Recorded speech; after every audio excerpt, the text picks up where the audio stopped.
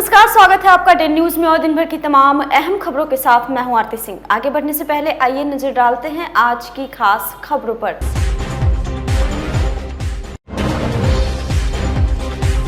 Mall में लड़कियों का हाई वोल्टेज ड्रामा, तमाशबीन बने रहे लोग, वीडियो हुआ वायरल।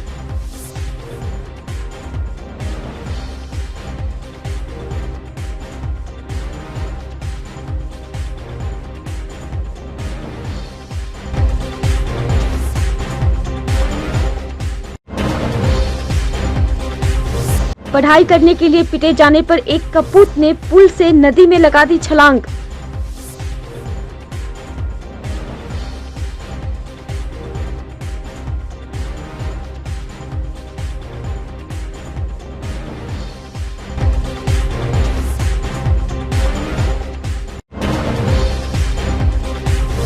और आपस में भिड़े दो सगे भाई, जमकर चले लाठी डंडे। मां का इलाज कराने को लेकर उत्पन्न हुआ था विवाद।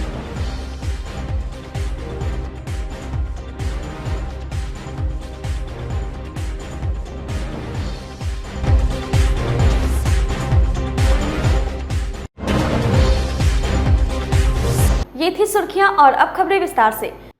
अगर आप अपने बच्चे को पढ़ाई के लिए डांट फटकार लगाते हैं तो थोड़ा संभल कर, क्योंकि यही फटकार बच्चे की जान ले सकती है।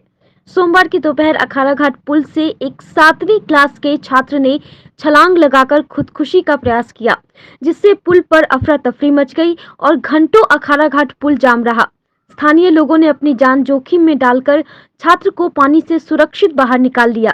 उसकी पहचान अहियापुर के जियालाल राय चौक निवासी शिक्षक विवेकानंद सिंह का 13 वर्षीय पुत्र आयुष आनंद के रूप में हुई है। आयुष की मां चुलबुल कुमारी ने बताया कि पढ़ाई को लेकर थोड़ा सा बच्चे को डांट फटकार किया था। इसी से डिप्रेशन में आकर आयुष ने बूढ़ी गंडक नदी में छलांग लगा दी। इधर स्थानीय लोगों ने अगर तत्परता नहीं दिखाती तो आयुष आज इस दुनिया में नहीं होता। फिलहाल सिकंदरपुर ओपी पुलिस ने आयुष को उसके मां के हवाले सौंप दिया है।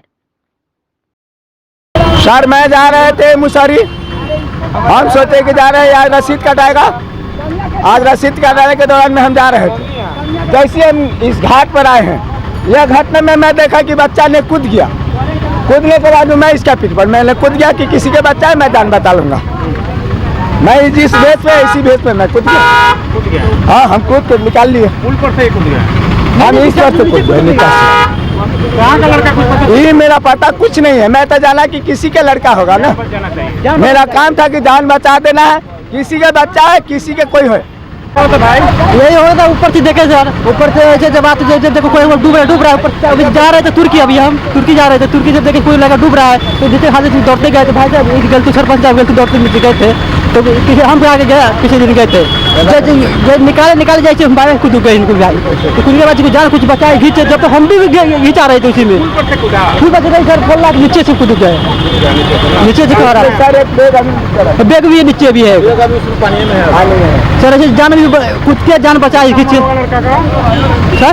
12 साल आधार कार्ड में सर होगा सर, वही 9 साल होगा। मेरे बॉयफ्रेंड को तुमने कमेंट क्यों किया? तुम्हारी इतनी हिम्मत हो गई है कि तुम मेरे बॉयफ्रेंड को कमेंट कर दी? इतना ही बोलना था, फिर क्या था? दे दनादन। जी हाँ, यह वीडियो सोशल मीडिया पर इन दिनों तेजी से वायरल हो रहा है। बताया जा रहा है यह वायरल वीडियो मुजफ्फरपुर के मोती झील स्थित एक मॉल का है। हालांकि वायरल वीडियो की डे न्यूज पुष्टि नहीं करता है। तस्वीरों में आप साफ देख सकते हैं कि 3 लड़की बीच मॉल में कैसे एक दूसरे का बाल पकड़कर खींच रही है और आसपास खड़े लोग तमाशबीन बने रहते हैं। मारपीट का यह वीडियो बनाकर किसी ने सोशल मीडिया पर वायरल कर दिया है। 1 मिनट 38 सेकेंड के इस वीडियो में 3 लड़कियों का घंटों हाई वोल्टेज ड्रामा चलता रहा। अंत में मॉल के मैनेजर ने माहौल शांत कराते हुए सभी लड़कियों को अपने अपने घर भेज दिया।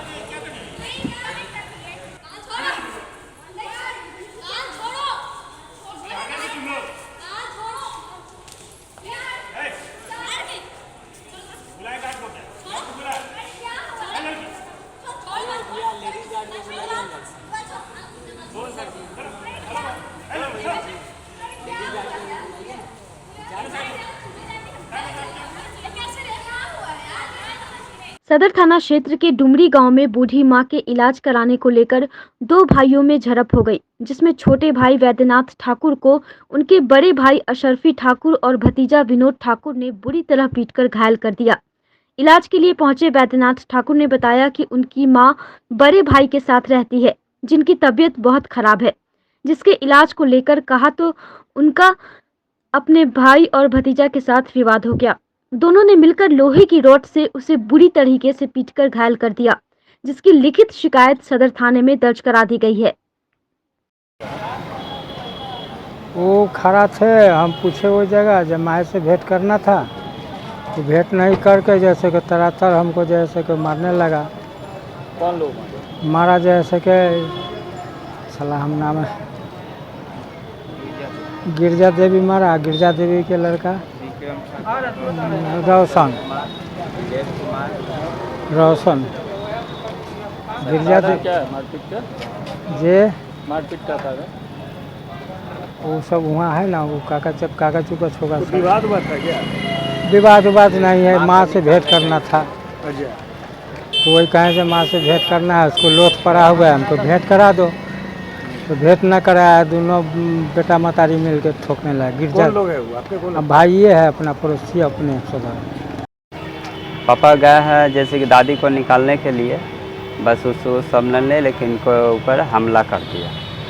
इसी हमले पे इनको चोट लगा, सिर पे फट गया और इसी के वजह वो गिर गए। उसके बाद में हम भैया गए हैं, हमारे एक विनोद भैया है जो गए तो उनको भी मारे उन लोग।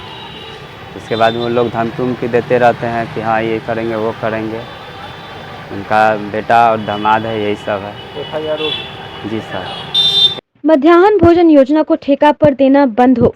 मध्याह्न भोजन बनाने वाले रसोइयों को चतुर्थ वर्गीय कर्मचारी का दर्जा देने, विद्यालयों में कार्यरत रसोइयों को सामाजिक सुरक्षा देने, रसोइयों के बकाया राशि का भुगतान अविलंब करने सहित 17 सूत्री मांगों को लेकर सोमवार को बिहार राज्य मध्याह्न भोजन कर्मचारी यूनियन के बैनर के तत्वावधान में खुदीराम बोस स्मारक स्थल से जुलूस निकालकर जिलाधिकारी के कार्यालय के समक्ष जमकर प्रदर्शन किया गया।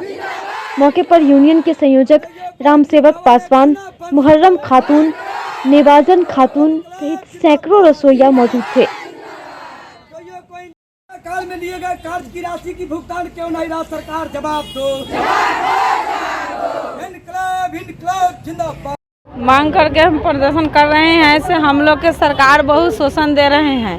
सरकार कर रहा है जीवन के देने के लिए, हम लोग से इतना दिन से काम करा रहे हैं, 1600 के महीना दे रहे हैं। हम लोग के क्या होगा? इतना महंगाई कर दी है सरकार। हम लोगों से बाल बच्चा के अथी पढ़ाई लिखाई हो जाएगा, हम लोग के खाना पीना चल जाएगा, उससे नहीं ना चलेगा। और उसी में कराए हटाने के लिए हम लोग के मांग है, हम लोग के 21,000 वेतन करना चाहिए और उनको 12 महीना के वेतन करना चाहिए। आज जो है कि मुजफ्फरपुर जिला अधिकारी के समक्ष जो है कि बिहार राज्य मध्याह्न भोजन कर्मचारी यूनियन की ओर से प्रदर्शन की आयोजित की गई है। इसमें मुख्य मांगे हैं कि बिहार के रसोइयों से जो है कि 12 महीना जो है कि काम लिया जाता है, बाकी उसकी राशि जो है वो 10 महीना की ही दी जाती है। और मांग है कि पूरे बिहार में रसोइयों से कोरोना काल में जो है कि रसोइयों से काम ली गई, बाकी अभी तक जो सरकार की ओर से जो न्यूनतम जो है कि मजदूरी जो तय की गई थी कि जो भी रसोइया से जो है कि एक्स्ट्रा काम और अतिरिक्त काम अगर ली जाएगी तो उसको 299 रुपया पर डे दिन जोड़ के देना जाना है। बाकी किसी भी रसोइयों को जो है कि पूरे बिहार के अंदर में रसोइयों को जो क्वारंटाइन सेंटरों पर काम ली गई उसकी राशि अभी तक भुगतान नहीं की गई है। ये मेरा मांग है कि ये भुगतान कराई जाए और जो रसोइयों से जो है कि चतुर्वर्गीय कर्मचारी घोषित की जाए और जो NGO के द्वारा जो दिए जाने की जो प्रस्ताव आई है उस प्रस्ताव को अविलंब जो है कि रद्द की जाए और सभी रसोइयों को जो है कि कोरोना काल में जो काम को जो है कि ख़त्म कर दी गई, वैसे सभी रसोइयों के जो है कि कोरोना काल में जिसकी ख़त्म हो गई, काम बंद हो गया, उनके पूरे परिजन जो है कि भूखमरी के कगार पर पहुंच गए, वैसे सभी लोगों को जो है कि जब तक जो है कि लोग बेरोजगारी से तड़पे हैं वैसे लोग को 10 माह का प्रत्येक महीना जोड़ के दी जाना चाहिए। सोमवार को बिहार विश्वविद्यालय के अतिथि गृह में कुलपति हनुमान प्रसाद ने प्रेस वार्ता के दौरान बताया कि बिहार विश्वविद्यालय परीक्षा परिणाम और सत्र में देरी को लेकर बदनाम रहा है, जिसे लेकर उन्होंने विश्वविद्यालय के सत्र को नियमित करने को लेकर 3 शिफ्ट में एग्जाम लेने का निर्णय लिया है। उन्होंने बताया कि रिजल्ट जल्द से जल्द आ सके, इसके लिए अब विश्वविद्यालय OMR सीट पर एग्जाम लेगा, जिससे परीक्षा के बाद बहुत जल्द ही रिजल्ट छात्र छात्राओं को उपलब्ध करा दिया जाएगा। साथ ही उन्होंने कहा कि बिहार विश्वविद्यालय के सभी BEd कॉलेजों का निरीक्षण जल्द ही किया जाएगा। पर महामहिम कुलाधिपति के यहाँ 2-3-4 वाइस चांसलर्स की कमेटी बनाई गई थी और उस कमेटी की कई बैठकें हुई कि जो पिछले से डिले है या अब जो डिले हो रहा है उस सत्र को कैसे नियमित किया जाए। तो इस संबंध में विचार विमर्श के बाद महामहिम के यहाँ से एक ट्रांजिटरी रेगुलेशन सभी विश्वविद्यालयों को दिया गया है, क्योंकि बहुत सारे नियम कानून बने हैं परीक्षा कराने के साथ साथ उनको भी ध्यान में रखना पड़ता है कि जिससे कोई ये न कहे हमारा दायित्व है कि नियम के विरुद्ध हो रहा है। तो यही सब सारे तथ्य वहाँ रखे गए थे। तो उसको देखते हुए उन्होंने कोविड-19 से प्रभावित परीक्षाओं के संबंध में या इस पीरियड के लिए एक ट्रांजिटरी रेगुलेशन इशू किया, जिसमें विश्वविद्यालयों को अधिकृत किया कि समय से और परीक्षा कराने, समय से रिजल्ट देने, सत्र को नियमित करने के संबंध में आवश्यक संशोधन करके आप परीक्षा संचालित करा सकते हैं, जिससे कि किसी भी तरह से सभी विश्वविद्यालय अपने सत्र को नियमित कर सकें और धीरे धीरे ये जो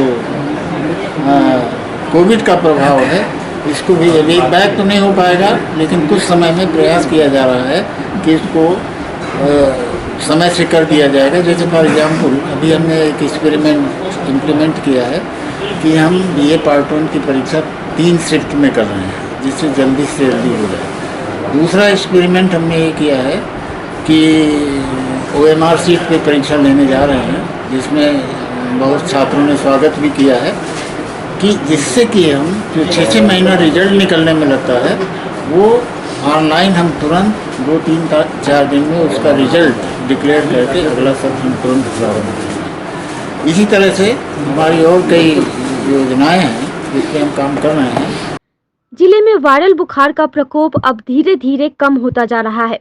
सोमवार को निजी क्लिनिकों में काफी कम संख्या में बुखार से पीड़ित बच्चे दिखे। SKMCH के पीकू वार्ड में भी बच्चे कम ही पहुंच रहे हैं। रविवार को OPD बंद रहने के कारण कोई मरीज इलाज कराने के लिए नहीं पहुंचा था। इधर पूर्व में वायरल बुखार की चपेट में आए बच्चे और बड़े रेगुलर चेकअप कराने के लिए डॉक्टरों के पास पहुंचे हुए थे।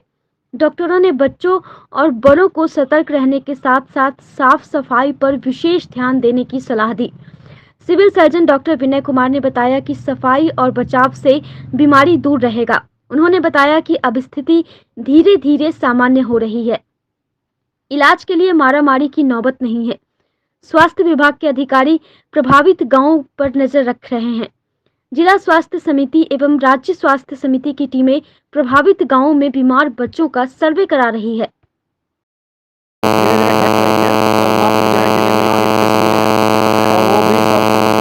आउटडोर से ही ठीक हो गए, उनको भर्ती करने की आवश्यकता नहीं पड़ी। इस तरह से संख्या धीरे धीरे घट रही है और कोई गंभीर मामला नहीं आ रहा है अभी तक।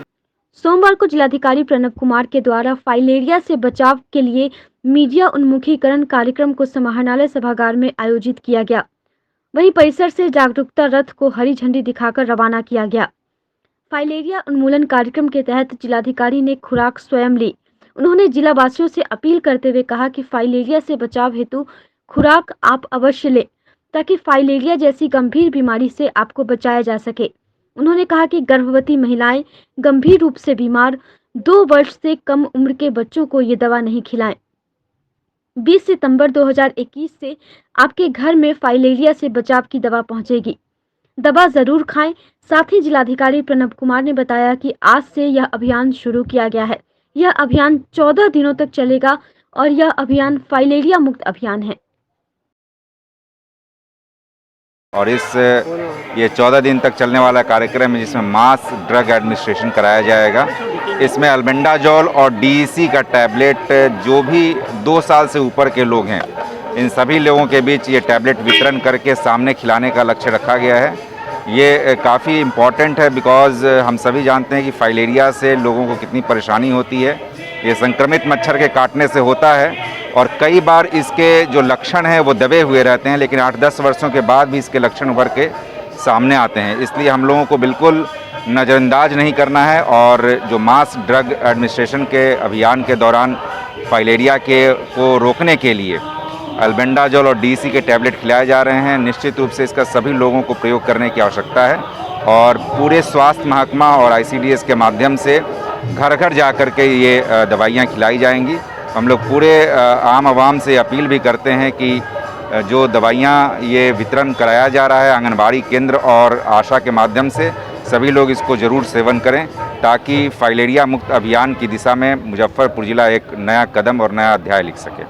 सर एक प्रश्न इसमें, इसके लिए साफ़ सफाई का अभियान चलाया जाना है। मच्छरदानी में लोगों को रहना चाहिए और जहाँ भी इस तरह के स्पेस हैं जहाँ पर मच्छर उत्पन्न हो सकते हैं वहाँ साफ़ सफाई की आवश्यकता है। अभी वर्तमान में हम लोग हर एक पंचायतों में भी हर एक जगह ब्लीचिंग पाउडर और चूना का छिड़काव करा रहे हैं ताकि जो मच्छर इन सीजन में उत्पन्न होते हैं उसको रोका जा सके। इसके अतिरिक्त लार्वा साइड्स भी हम लोग छिड़काव करा रहे हैं।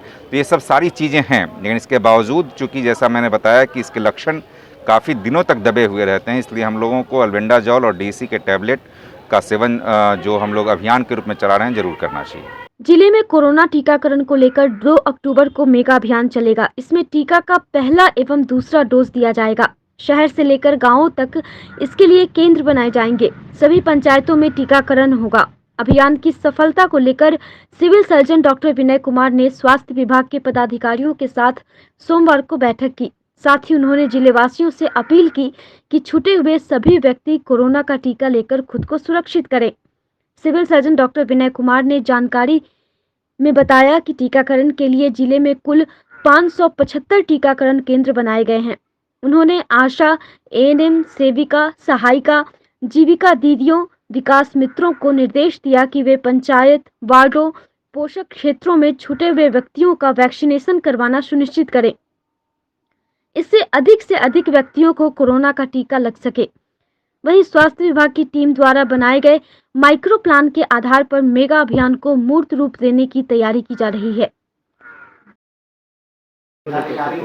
टीकाकरण हम लोग आप लोगों ने देखा होगा कि 17 तारीख को जो विशेष अभियान था उसमें हम लोगों ने 1,65,000 से ज़्यादा टीकाकरण किया और अगला लक्ष्य हम लोग चाह रहे हैं कि हम लोग 3 लाख के लगभग प्रयास करें। उसके लिए हम लोग प्लानिंग कर रहे हैं और अगला जो है मेगा कैंप 2 अक्टूबर को होने की संभावना है। अभी तक जो हम लोग को जानकारी मिली है तो हम लोग प्रयास करेंगे उसमें 3 लाख से ज़्यादा वैक्सीनेशन करें। अगर दवा हम लोग को मिल गई तो हम लोग करें। पंचायत चुनाव को लेकर मुजफ्फरपुर पुलिस पूरी तरह से अलर्ट है। शांतिपूर्ण एवं भयमुक्त चुनाव करने के लिए पुलिस ने पूरी तरह से कमर कस ली है। सोमवार को एसएसपी कार्यालय से एसएसपी जयंतकांत ने हरी झंडी दिखाकर शांतिपूर्ण एवं भयमुक्त चुनाव कराने को लेकर मोटरसाइकिल गश्ती दल को रवाना किया।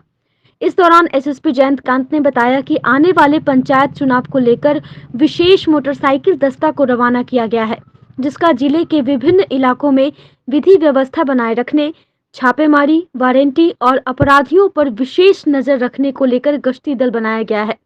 साथ ही यह मोटरसाइकिल दस्ता शराब को लेकर और भागे हुए अपराधियों पर भी कार्रवाई करेगा। आने वाले जो पंचायत इलेक्शन हैं जो लगभग 10 फेज़ में है, इसमें जो है छापामारी के लिए और वारंट डिस्पोजल के लिए और क्रिमिनल्स पे नज़र रखने के लिए एक विशेष मोटरसाइकिल दस्ता है जो कि मुजफ्फरपुर के डिफरेंट एरिया में जहाँ पे पंचायत जिस हिसाब से हैं उस हिसाब से वहाँ छापामारी करेगा, लोकल थानों के साथ में सहयोग करेगा और इसके अलावा लोकल जो डीएसपी हैं उस एरिया के सब डिवीज़न के उनके साथ में सहयोग करते हुए छापामारी करेगा। इसके अलावा जो शराब के ऊपर कार्रवाई है या फिर कोई भागे हुए क्रिमिनल्स हैं इन सब के ऊपर भी कार्रवाई करेगा। वैशाली की बेटी को इंसाफ दिलाने की मांग को लेकर सोमवार को आईजी गणेश कुमार से पूर्व मंत्री सुरेश शर्मा और पूर्व मंत्री अजीत कुमार के नेतृत्व में भूमियार ब्राह्मण सामाजिक फ्रंट का प्रतिनिधि मंडल मिला। प्रतिनिधि मंडल ने आईजी को ज्ञापन सौंपकर करनौती की बेटी को शीघ्र इंसाफ दिलाने की मांग रखी। प्रतिनिधि मंडल ने आईजी से इस मामले में अभी तक हुई कार्रवाई की चर्चा की। साथ ही पूरे मामले का अतिशीघ्र उद्भेदन कराने का आश्वासन दिया। लेकिन आईजी के आश्वासन से प्रतिनिधिमंडल के सदस्य संतुष्ट नहीं हुए और घटना के एक सप्ताह बाद भी अपराधी को गिरफ्तार नहीं करने पर कड़ा ऐतराज जताया। आईजी से मिलने के बाद पूर्व मंत्री अजीत कुमार ने कहा कि जब तक अपराधी को फांसी के फंदे तक नहीं पहुंचाएंगे तब तक हम शांत नहीं बैठेंगे।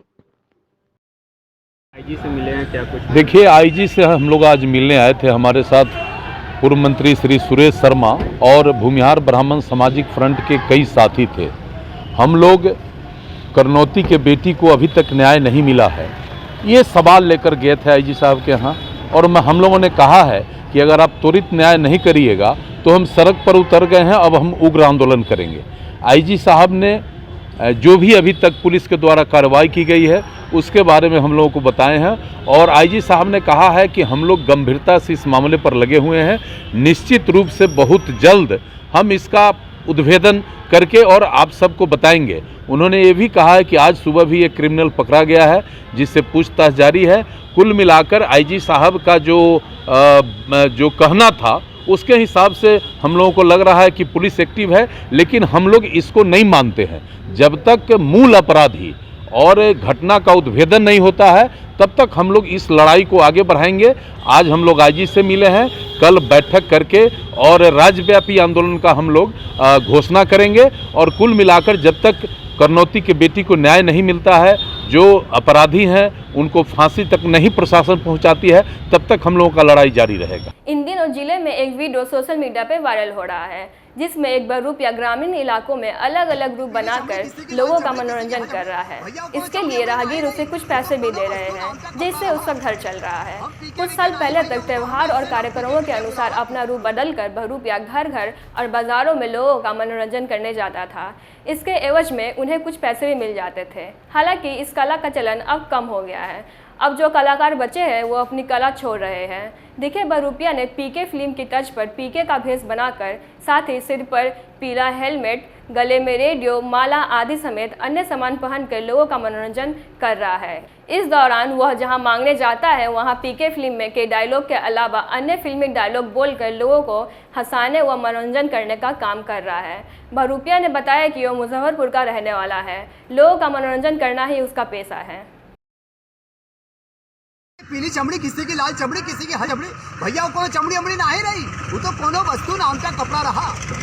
हम पीके वीके नहीं भैया, वो तो हमें ऐसे लोग पीके पीके बुलावत थी। अच्छा, आप कहाँ से हैं? हम मुजफ्फरपुर से हैं। क्या कर रहे हैं यहाँ खुटौना में? हम लोग कलाकार बहरूपे हर साल आते हैं यहाँ पर। हमारे बाप दादा पहले आते थे, एक जमाने से चले आते हैं यहाँ पर। अच्छा, वो बाप दादा का जो ये है बनाए हुए आप, हाँ, आप ऐसे ही मनोरंजन करते हैं लोगों को? उसके बाद लोग कल का कौन रूप है? आज तो पीके का रूप होगा, दृश्य नारद जी का दृश्य होगा। अच्छा, ठीक है। आप बहुत अच्छा लगा आपको देखकर। और आप और एक कोई कोटेशन बोल सकते हैं तो बोलिए। ना कोई अपना है ना कोई पराया है, हर तरफ बेबसी का साया है। भूख से चकरा कर गिर गया हूँ मैं। भैया कहते हैं पीके आया, भैया हम दोनों पीके वीके नहीं, तो हम ऐसे लोग पीके पीके बुलावत। चंदलोक चौक स्थित एक होटल के सभागार में जिला भाजपा की ओर से प्रधानमंत्री नरेंद्र मोदी के जनसेवा के 20 वर्ष पूरे होने के उपलक्ष्य में सेवा और समर्पण अभियान कार्यक्रम के तहत जिला भाजपा के पूर्व जिला अध्यक्षों को अंगवस्त्र और पौधा देकर डॉक्टर ममता रानी के द्वारा सम्मानित किया गया। इस दौरान पूर्व मंत्री सुरेश शर्मा, सांसद अजय निषाद, जिला अध्यक्ष रंजन कुमार सहित कई पूर्व जिला अध्यक्ष और कार्यकर्ता मौजूद रहे। प्रधानमंत्री जी का जन्मदिन जो है वो 17 सितंबर को है और भारतीय जनता पार्टी ने 17 सितंबर से 7 अक्टूबर तक लगातार कार्यक्रम चलाने का निर्णय लिया है और कार्यक्रम का नाम रखा है सेवा और समर्पण। इसमें जितने भी गरीब लोग हैं जो कोरोना काल में प्रधानमंत्री जी ने जिनको मुफ्त में राशन दिए, तो उन परिवार के पास जाना है, हम लोग को झोला लेके उनको अनाज देना है, उस कार्यक्रम है। फिर पौधा भी लगाना है। जितने भी भारतीय जनता पार्टी के बुजुर्ग जिन्होंने पार्टी में लंबा समय दिया है उन लोगों को सम्मान करना है। इसी कड़ी में लगातार हम लोग सारे मंडल अध्यक्ष, जिला अध्यक्ष, जितने भी प्रत्याशी हैं, विधायक हैं, सांसद हैं, पूरे देश भर में ये कार्यक्रम लगातार हम लोग कर रहे हैं। सोमवार को जिला परिषद मार्केट स्थित भाजपा जिला कार्यालय में लगाई गई प्रधानमंत्री नरेंद्र मोदी के व्यक्तित्व व कृतित्व पर आधारित चित्र प्रदर्शनी का शुभ आरंभ भाजपा के राष्ट्रीय मीडिया प्रभारी व विधान पार्षद डॉक्टर संजय मयूख के द्वारा किया गया। इस दौरान जिला अध्यक्ष रंजन कुमार की अध्यक्षता में सम्मान समारोह का भी आयोजन किया गया। डॉक्टर संजय मयूख ने बताया कि प्रधानमंत्री मोदी के जीवन के महत्वपूर्ण पक्षों को लेकर जो प्रदर्शनी लगाई गई है वह विभिन्न पक्षों के और वर्गों के लोगों के लिए अत्यंत प्रेरणादायी और अनुकरणीय है। वहीं जिला अध्यक्ष रंजन कुमार का कहना है कि प्रधानमंत्री नरेंद्र मोदी जब साथ सबका विकास और सबका विश्वास को ध्येय मानकर अपना जीवन राष्ट्र के नव निर्माण के लिए समर्पित कर दिया। हमें प्रधानमंत्री मोदी से कर्तव्य निष्ठा, ईमानदारी, देश व समाज हित में जुटे रहने की प्रेरणा लेनी चाहिए। आज मुजफ्फरपुर माननीय जिलाध्यक्ष रंजन जी के नेतृत्व में हम सब ने नमो चित्र प्रदर्शनी का अवलोकन किया है।